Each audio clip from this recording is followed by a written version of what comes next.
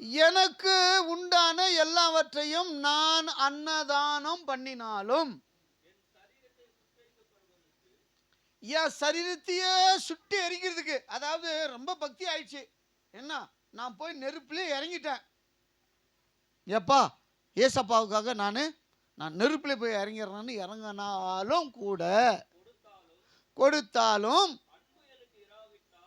அன்பு எனக்கு இராவிட்டால் யாருக்கு பிரயோஜனம் இல்லை?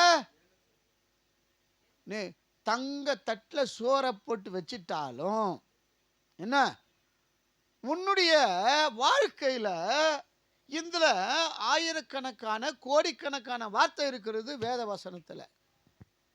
அன்புக்கு எத்தனை வார்த்தை? அல்லேலூயா. சில தேவைக்காக அன்பு கிட்ட அக்கா அக்கா நல்லா இருக்கிறீங்களா அக்கா? என்ன எப்பயும் சிரிக்காத மாதிரி